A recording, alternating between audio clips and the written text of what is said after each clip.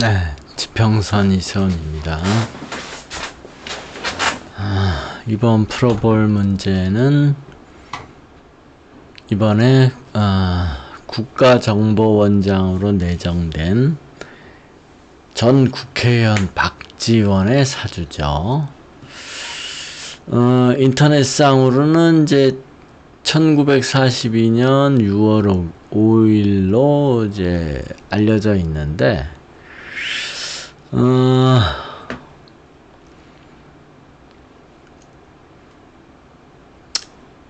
박지원 의원은 사주에 상관이 있겠죠. 상관이. 왜 그러냐면, 지금 이제 술시로 풀어보면은 상관이 약하잖아요. 여기 이제 8글자에는 식상이 아예 없고, 상관은 이제 지장간에 요거 하나인데, 왜 그러냐면은, 국회의원 떨어지고 나서도 정치평론가를 계속 해왔거든요. 옛날에 이제 국회의원, 될 무렵에도,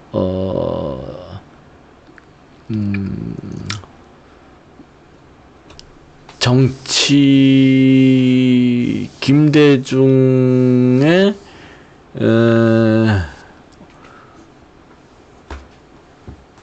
김대중 정부에서 이렇게 이제, 청와대로 들어간다든지, 뭐 이렇게 하면서, 언론 창구 역할을 했어요. 언론 창구. 청와대에서도 언론 창구. 그래서, 이런 얘기도 있대요. 김대중 정부 당시에 청와대 고위 관계자에 의하면 하고 이제 기사가 나오면 그건 뭐 거의 박지원이가 하는 얘기더라. 이런 얘기가 있더라고요. 그러니까 이제 계속 이제 언론 창구 역할을 해왔다, 또는 이제 홍보 역할을 해왔다.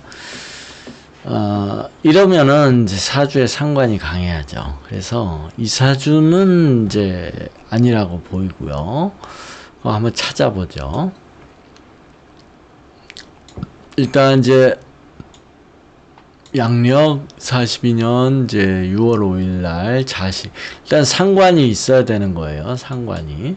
그래야지 정치평론가를 하고 언론 담당 역할을 하고 했으니까요. 그래서 이제 자신은 상관이 없죠. 축시도 없고, 일단 이쪽에 식상이 없으니까 여기선 무조건 상관이 나와야 돼요. 어디든. 시의 천간이든 지지든.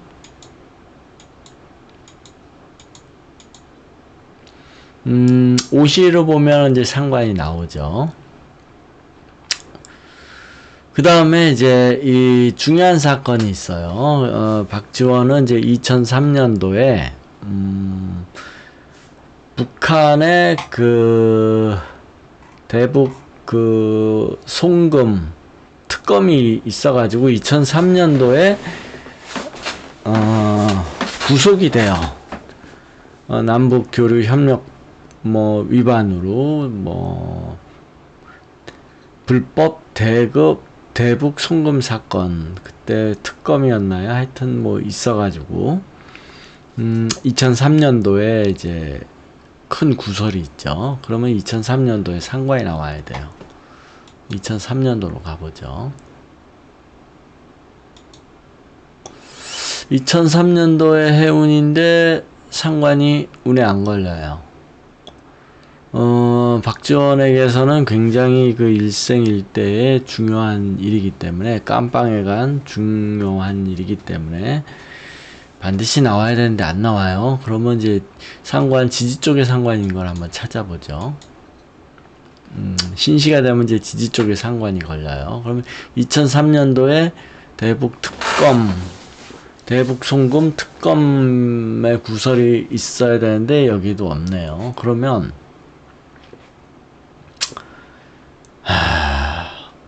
이 사주가 아닐 가능성이 높아요. 그러니까 양력 6월 5일이 아닐 가능성이 있는 거죠. 그래서 음력으로 한번 보죠.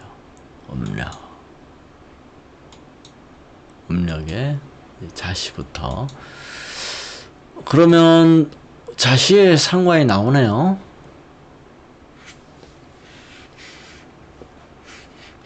그럼 여기 이제 2003년도 운이 걸렸어요. 일단 자시를 이제 일단 가능성이 있다고 보고요. 또 다음 걸 한번 보죠. 이 사주도 음력 사주도 여기 이제 상관이 없기 때문에 여기 어디인가에는 상관이 있어야 돼요. 축시 없고 인시 계속 진시에도 상관이 있네요. 근데 2003년에 상관이 이쪽에 운에서 나와야 되는데 안 나왔어요. 이거 아니겠죠. 그러면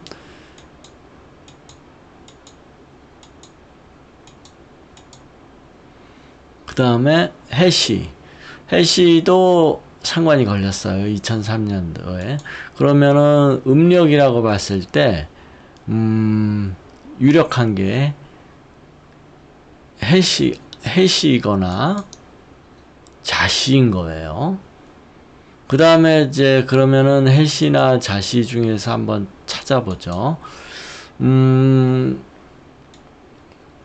요번에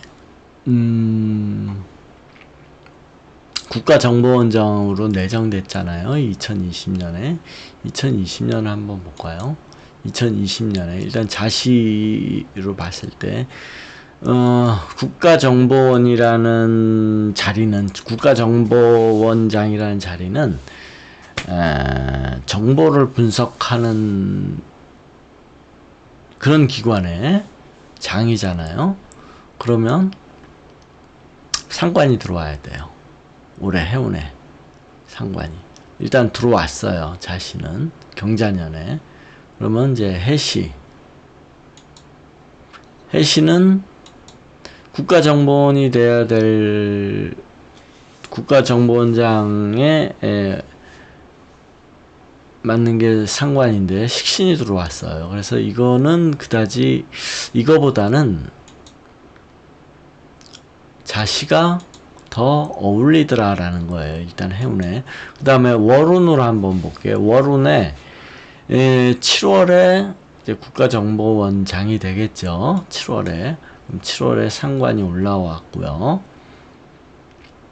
자시라면 정관에 합도 걸리고, 물론 이제 내정된 게 언제냐면, 내정된 거는 국가정보원장에 내정된 거는 7월 3일에 내정이 됐다고 기사가 났어요. 그러면 7월 3일. 이것도 운이 걸렸어요. 정관에 운이 걸리고, 여기도 운이 걸리고. 그러면 이제 해시를 한번 비교를 해보죠. 해시도 과연 7월에 국가정보원장. 6월에 뭐 운이 걸렸으니까, 6월에 발표가 났으니까 뭐 6월에 상관도 가능하지 않냐? 뭐 가능해요. 근데 7월 3일에 발표가 나왔으니까 7월 3일 보죠. 7월 3일에 운에도 발표했을 때, 내정됐을 때 상관이 합이 걸리고 그래요. 그러면은 해시도 가능하고, 그런데 내정됐을 때 정관이 걸려야죠. 정관. 뭔가 타이틀을. 7월 3일 날 내정됐는데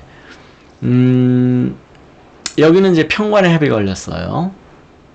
그런데 자신은 정관에 나타났어요. 정관이 합이 걸리고. 그렇게 해서 그러니까 내정된 날 일진으로 본다면 평관이 운에 걸리는 것보다 정관이 운에 걸리는 게 맞는 거죠. 그래서 자시 같아요. 그러니까 인터넷에는 물론 이제 음력, 양력이라고 볼 수 있는 딱히 음력이라고 표시되지 않았으니까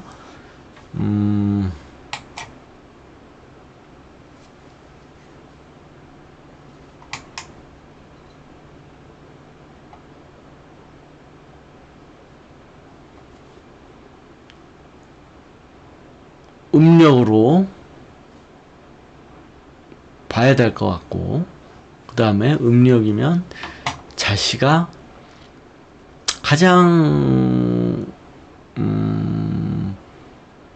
어울려 보인다, 맞아 보인다라는 거예요. 그런데 이렇게 놓고 보니까 이게 박지원의 사주라고 이렇게 맞춰봤는데 의외로 일간이 굉장히 약하죠. 박지원이 상당히 유명한 정치인이고 정치도 오래 했는데 일간이 의외로 약해요. 굉장히 약하죠. 그리고 또 한편으로는 정관이 아주 강해요.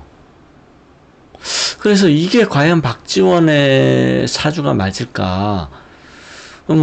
우리가 알고 있는 박지원이 이렇게 이 사주대로 해석할 수 있는 그럴 가능성이 있는가 생각을 해봐야죠. 박지원의 일대기를 보면 젊었을 때는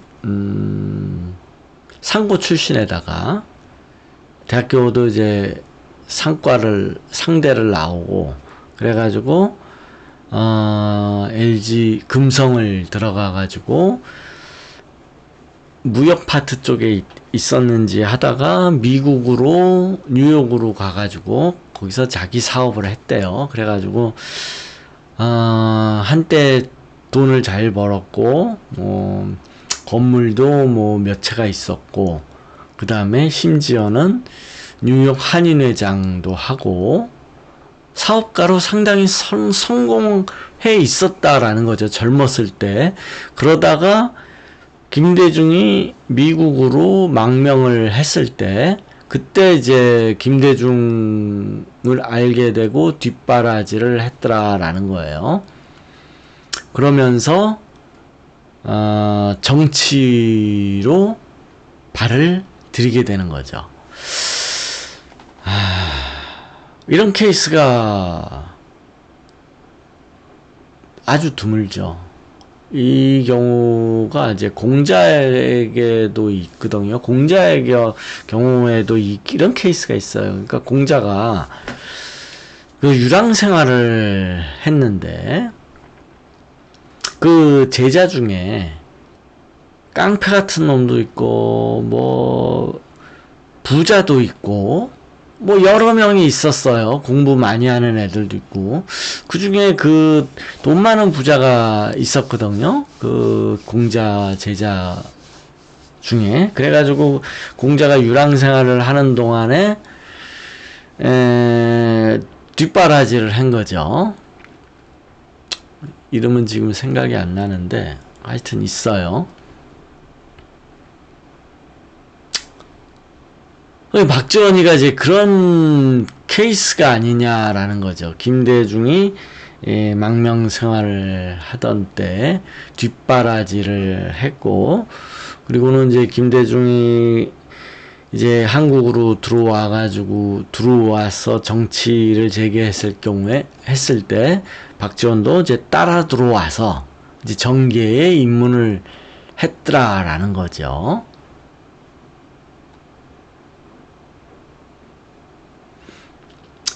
이럴 경우에 그 군주가 이제 공자도 마찬가지고 김대중도 마찬가지고 이제 군주라고 볼 수 있고 그 밑에 제자들이 있는데 굉장히 이제 어려웠을 때 따라다니던 제자들은 그러니까 공자가 벼슬을 바랬지만은 벼슬을 못 얻고 그랬죠. 돌아다녔죠. 많이. 근데 그 밑에 있던 제자들이 어떤 성품이었겠는가? 그러니까 이제 이익을 추구해가지고 예를 들어서 저 공자가 저기 빨리 재상이 되고 그러면 나도 그냥 그 밑에서 나도 이제 한 자리 얻어가지고 나도 이제 출세해보겠다. 그런 제자가 있었겠느냐? 없었겠죠. 그런 저기 그 이익을 추구하는 사람은 당장 그냥 벼슬을 사든지, 아니면 저기 그 권력자한테 가는 거지.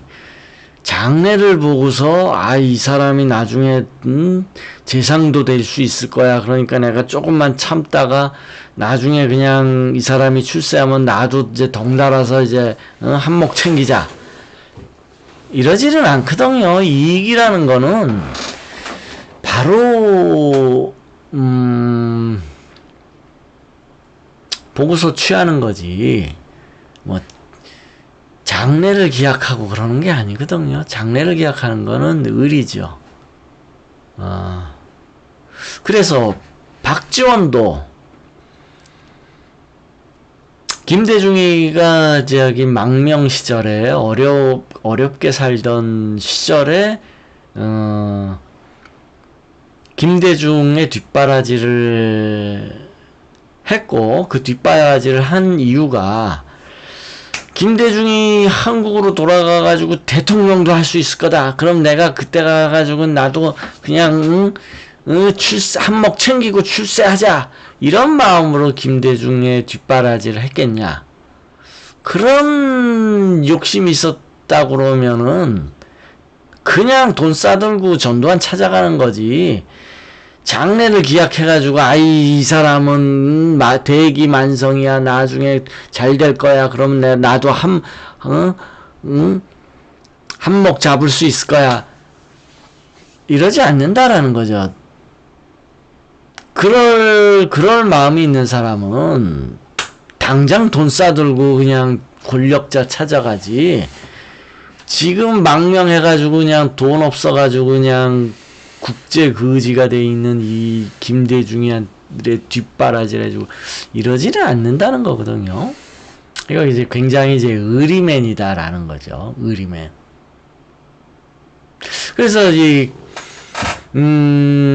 박지원이 상당히 그 잔학계나 김대중 이효 여사 상당히 그 의리맨이거든요. 그 주인을 이제 주공인 거지. 옛날로 치면은 이제 주공 또는 주군, 원래 주공이라는 말을 많이 썼죠. 그렇게 그런 아주 충신이더라라는 거예요.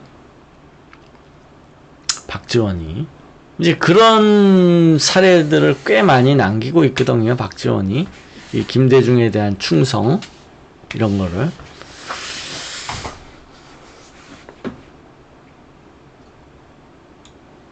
그래서 이제 제가 이제 생각하는 게 뭐냐면 이제 이 사주에 박지원을 이제 맞춰 넣어보자라는 거예요. 그러니까 원래 박지원은 비즈니스맨이었어요. 40 전까지 최소한. 그러다가 이제 김대중을 만나가지고 이제 정계에 입문을 하게 됐는데, 이 대운에서 이 금대운이 앞으로 들어오는데 이때 비즈니스를 많이 했을 거다라는 거죠. 그러다가 이제 본격적으로 38에서 42세까지가 이제 김대중을 만나서 인생이 뒤집어지는 시기고, 43세 이후로 이제 권력을 가지게 되면서 이제 정계에 있는 거죠. 근데 이 정관이 3개씩이나 있는데 이런 일화가 있어요. 뭐냐면 광주 사태 터졌을 때, 그러니까 이제 그 민주화 항쟁 5.18 민주화 항쟁이 터졌을 때 그 당시 이제 미국에 있었는데 사업가로 잘 나가고 돈 잘 벌고 있었는데 그 미국에서 그 소식을 듣고는 저 광주의 저 폭도들 잘 진압했다. 당연히 저런 놈들은 빨갱이고 그냥 저도 깜빵에 잡아 쳐넣어야 된다. 이렇게 생각을 했었대요. 근데 그러다가 이제 광주 사태 끝나고 이제 김대중이 미국으로 왔을 때 만나서 얘기를 듣고는 그게 아니구나. 아주 그냥 본인이 잘못 알고 있었던 거를 아주 처절하게 반성했다고 그래요. 그게 이제 인터넷에 기사가 그런 것들이 나오더라고요. 인터넷에. 그래서 이 정관이 충분히 그럴 수 있는 거거든요. 아주 보수적이죠. 굉장히 보수적인 거죠. 근데 이제 박지원이는 이제 진보 정치인이고, 근데 이 정관을 어떻게 해석할 거냐라고 보는 건데, 박지원이 이념에 대한 얘기는 없어요. 박지원의 어록이든 뭐 사상이든 뭐 이렇게 기사 보면 이념적인 거에 대한 얘기는 없어요. 박지원의 정치 역정을 보면 이념적이진 않아요. 비록 진보 정치인이고 좌파 정치인이지만 이념적이진 않더라라는 거예요. 이념적이진. 그래서 이 정관이라는 게 그러면 어떻게 해석할 거냐면 본질은 우파적인 보수적인 사람이지만 이 식상 때문에 특히 이 상관 때문에 좌파의 정치인이 되었다 라고 봐야 된다라는 거죠. 그래서 이 지금 42년 6월 5일로 알려진 생일에서는 이게 가장 유력한 거예요. 이게 음력 자시. 그러고 나니까 의외로 이 사람의 본질에 대해서 이제 이 사주에 맞춰서 박지원에 대해서 이제 알려져 있던 그 사람의 이제 인생을 재조명해 보면 의외로 이제 정관이 강했던 사람이고 비겁이 뿌리가 없던 일간이 아주 약했던 사람이더라라는 거죠. 그래서 이건 이제 본질은 굉장히 이제 보수적인 사람인 거고, 그 다음에 이제 일간이 뿌리가 없었던 것이 이게 그의 정치 인생에서 어떤 의미를 가지는가. 이게 이제 일간이 뿌리가 없으면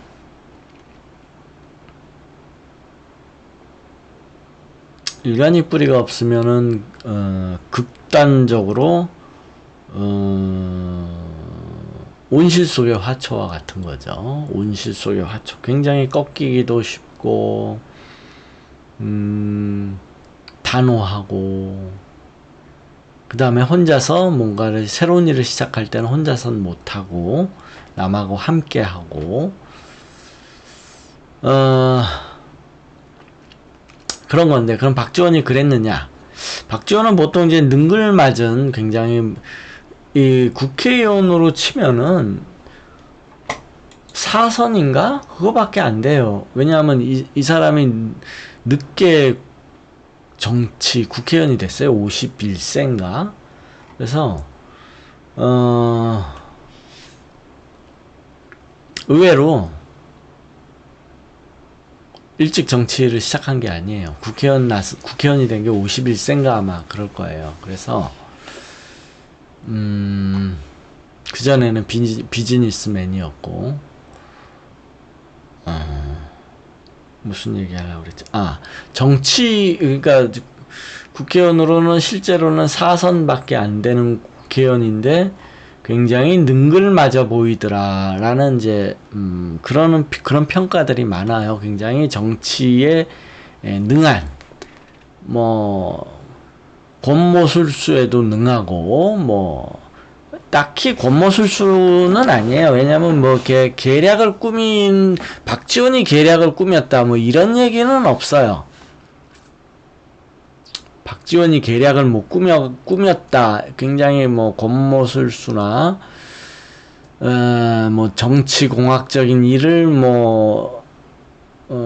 모사를 했다라든지 박지원은 그런 식의 정치는 아니에요.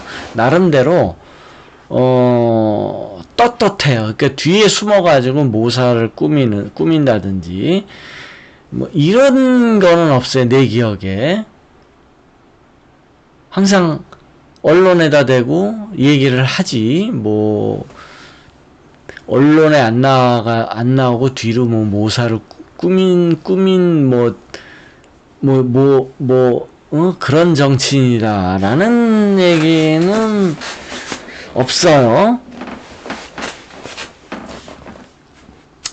이게 이제 뭐냐면 이제 김한길 있잖아요. 과거 소설가 김한길이가 굉장히 정가에서는 이 사람이 지략가다, 모사가다 이런 얘기들이 있어요.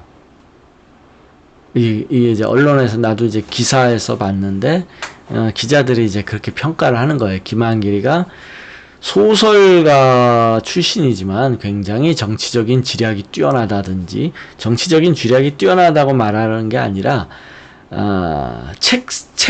책사다 뭐 이런 식으로 얘기를 해요. 근데 이제 김한길이가 대놓고 기자의 언론 뭐 인터뷰에 뭐 이러쿵저러쿵 정세에 대해서 뭐 평가하고 그런 건 없었어요. 김한길이는.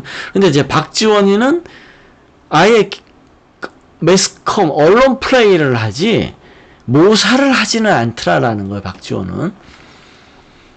그거는 이제 정관이 있으면은 이제 떳떳하니까 숨어가지고 모사를 일으키거나 그러진 않죠. 대놓고 그냥 언론 플레이를 하든지. 이게 일단 정관이 있으면 그렇게 이제 뒤에 숨어가지고 모사 같은 건 하진 않아요. 특히 일지정관이면. 근데 이제 한 가지 이제 가장 이제 매칭이 안 되는 게 박지원은 정치구단이다. 굉장히 정치에 능하다.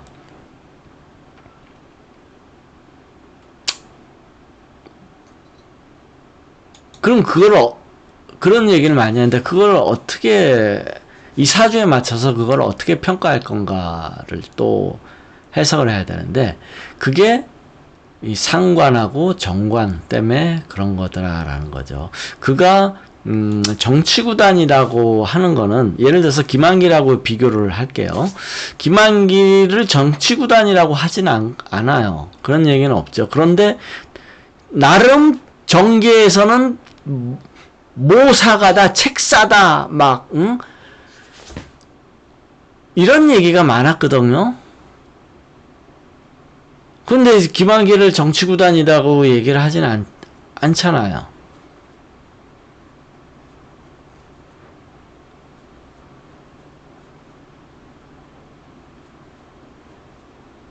근데 이제 박지원이는 모사, 이렇게 책사라는 소리는 못 들어도 정치구단이다라고 얘기를 했는데 그 이유가 뭐냐면 언론 플레이를 잘해서 그런 거죠. 결국 본인이 책략이 좋아가지고 모사를 잘 꾸미는 게 아니고 언론 플레이를 잘하다 보니 정치구단이다라는 소리를 들었다라는 거예요. 그게 이 정관하고 상관 때문에 그렇게 보였다라는 거죠. 그렇게 보였다.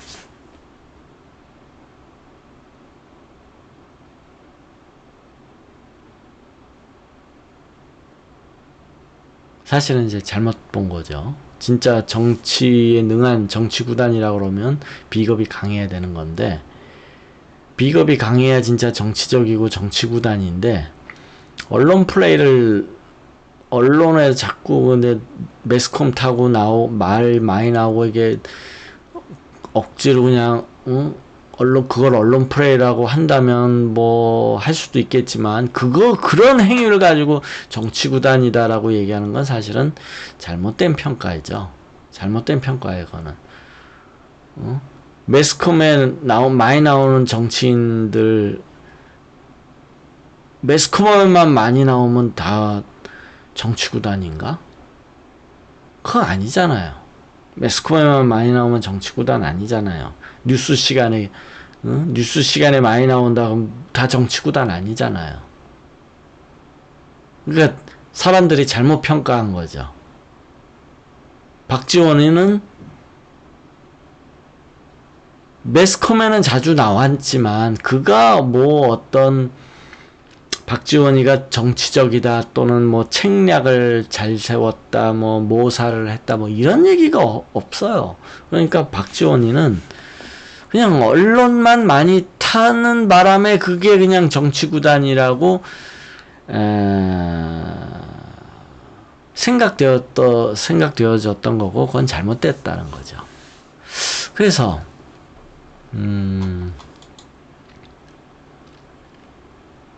그래서 아무튼 이거로 박지원이란 사람에 대해서 평가를 해보자면 사실은 보수주의자고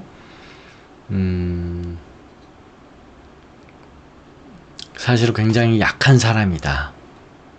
온실 속의 화초처럼 바람 한번 불면 꺾이고 굉장히 나약한 사람이더라 라는 거죠. 사실은 그게 능글능글한 사람이 아니다 라는 거죠. 능글능글한 사람이 아니고 충신 스타일,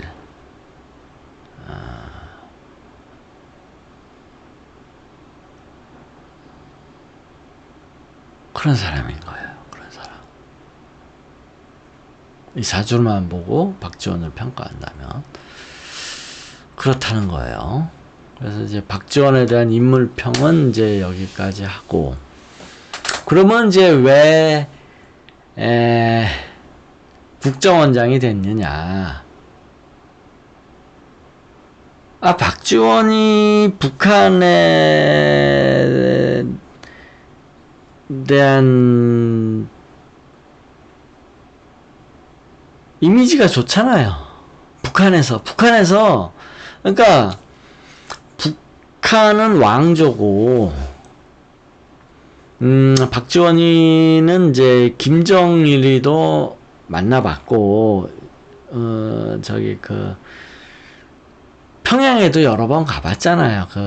햇빛 정책 때문에 김대중 정부 때. 그래서 북한에 인맥이 많은 거예요. 잘 알려져 있는 거예요. 오랫동안 많이 왔다 갔다 하고. 그래서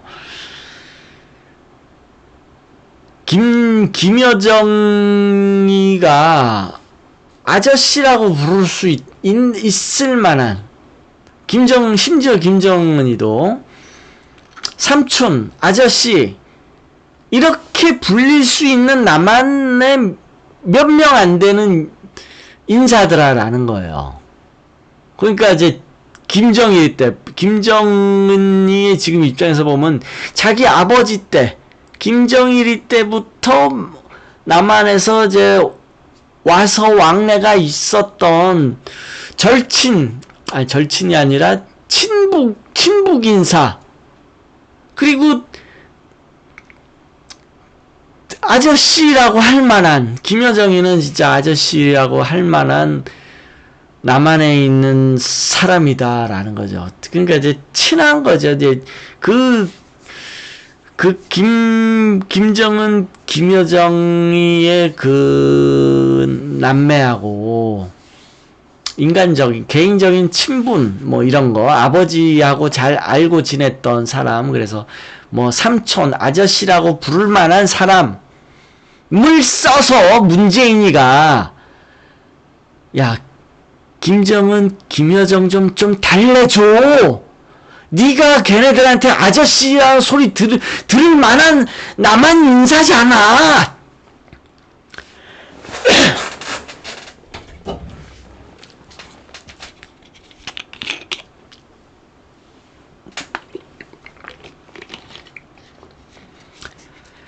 박지원 말고도 몇 명 있어요. 그 임동원인가 전에 그 안기 부장하던 사람도 있고, 그 김정은이 아니 김정일이 때부터 그러니까 많이 왕래해가지고 그쪽 정치인들하고 친한 사람들이 있어요, 몇 명. 근데 다 나이가 많지, 80 넘었지. 그나마 지금 그 중에 막내인 거예요, 박지원이가. 임동원도 있고, 그 몇 명 있어요, 옛날 김대중 정부 시대 때부터, 북한에 가서 왔다 갔다 하면서 친해진 그런 몇몇 인사 있어요. 정치인이라고 보기도 좀 애매하고.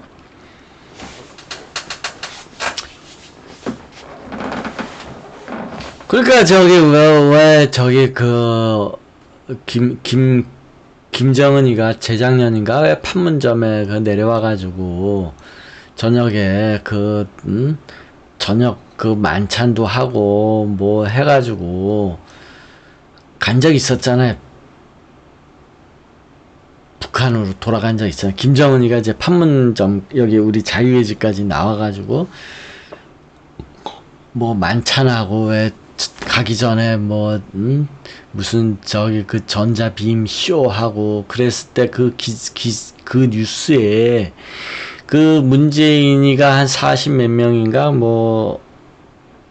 50 몇 명인가 하여튼 초대받은 사람 중에는 그 만찬에 참석한 사람 중에는 김대중 때부터 같이 일하던 김대중은 이미 죽었지만 그때 밑에서 일하던 그 신하들, 그래가지고 그 북한에도 그 신하들이 있을 거 아니에요. 김정일 때 왜 같이 일하던 신하들끼리. 그래가지고 서로 잘 알아. 그래가지고 누구는 여태 뭐 하고 있었냐, 밥 먹으면서 그냥 그 친한 사람 중에 한 명인 거야, 박지원이가. 그러니까 이제 그런 친한 사람들은 김정은, 김여정이 아저씨, 삼촌 이러면서 이렇게 좀 친분이 있는 거예요. 그렇지. 아버지 때부터 이렇게 많이 왕래하고. 그러니까 문재인이가 이제 박지원이도 그 중에 한 명이니까 가서 네가 저기 김정은이하고 김여정이 좀 달래줘라. 네 친분을 이용해서 달래줘라. 그런 거라고 이게. 안기 부장 그러면 특사로 보내지 라고 생각할 수도 있는데, 그 특사, 그렇게 그 대부고 북한으로 왔다 갔다 하는 거를 지금 안기부가 하고 있다는 뜻이에요, 이게. 통일부가 하는 게 아니고. 그래서 몰래 안기부로 왔다 갔다 하면서, 안기부가 왔다 갔다 지금 몰래 비선이라는 거예요, 그게. 지금 비선을 안기부가 하고 있다는 거예요, 지금 통일부가 하고 있는 게 아니고. 그럼 이제 박지원이가 이제 몰래 가서 김여정하고 김정은이 만나서, 아이고 이 조카님들, 옛날에 그 아버지가 그 김정은 김정일이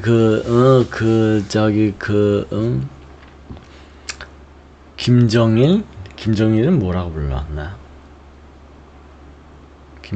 김정일을 뭐라고 불렀지? 아무튼 옛날 얘기 해주면서 그때 이랬어요, 저랬어요 그러면서 토닥토닥 조금만 참아봐요, 잘 될 거예요, 하면서 이제 달래라 이거에 달래라 이거.